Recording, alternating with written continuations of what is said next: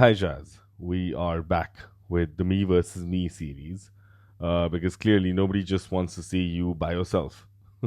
People would rather see two of us than see one of us. I agree, people want to see both of us. So, welcome once again. Well, thank you. Thank you. I'm glad to be back. All right, so my question today is more about language and how good should one be to get their message across or to get their point across. Because when we talk of communication, we often give very little importance to comprehension, right? So, what is your take on it? All right. So, what people often forget when they use language is that the way they're using it is not the destination. Where they need to get with it is the destination. And we often get caught up in how we use fancy words and the right grammar and the right tools.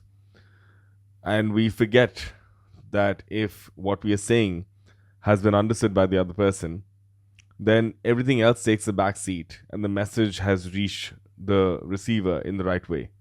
That's what matters.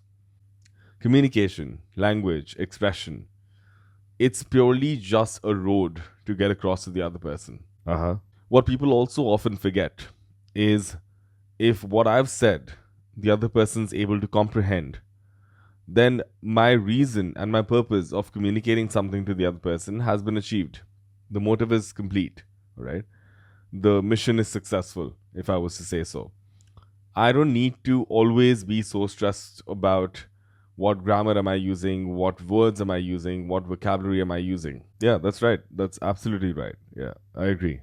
I don't need to stress so much on how I'm using the language versus why I'm using the language, right?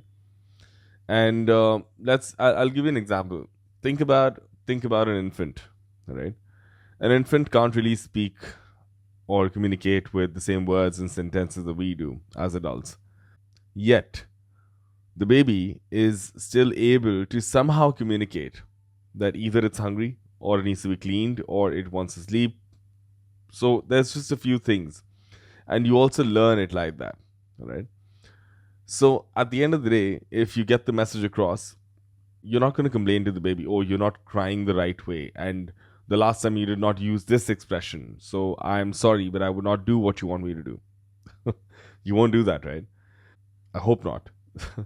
So, what I'm trying to say here is that comprehension and being able to get through to somebody is the first reason for why language is a medium to get there, right? In fact, I'd quote something that I read somewhere, and I think Einstein had said this. He said, if you can't explain it to a 6 year old, maybe you don't know it well enough yourself, right? So, the idea to use language is to be able to express what you want to express in a simplified manner so that the other person gets it. The issue here is that we are celebrating the ones who are using really good language, but we are not celebrating the fact that whether they were able to get through to the person or not. We're not rating comprehension here, we're rating communication here, right? So while you're communicating in a space where people are really good with language, great, show off, go all the way. But where people have a lesser understanding of the words and of the jargons, of the vocabulary that you might use, make it simple. The very purpose of using language is to get across, is to get through, right? If you're not getting through, then whether you're saying gibberish or you're saying something fancy, it doesn't really make sense. So use language as a tool to get across and to build a comprehension between two different bodies rather than actually gloating in the glory of using fancy vocabulary, even if the world doesn't get it. It's of no use. If you can't get through to somebody, whatever you've said was a complete waste of time and energy of the sender and the receiver, both ways. Yeah, people get caught up in just using fancy words to be shown or to be seen or be revered or be validated for somebody who's very learned. The ultimate aim to use language is so that whatever the sender is giving to the receiver understands it, right? If they don't get what you're saying, you will, irrespective, have to simplify it. So why use fancy stuff in the beginning when you're actually going to have to break it down, make it simple? I'm not saying don't use fancy stuff or don't use good vocabulary and good grammar. I'm not saying that. All I'm saying is that use it where you know that it will actually have some effect, right?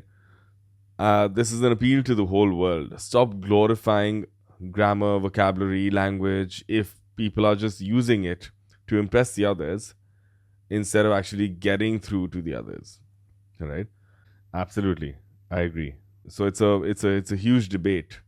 Are you focusing on impression or are you focusing on expression, right?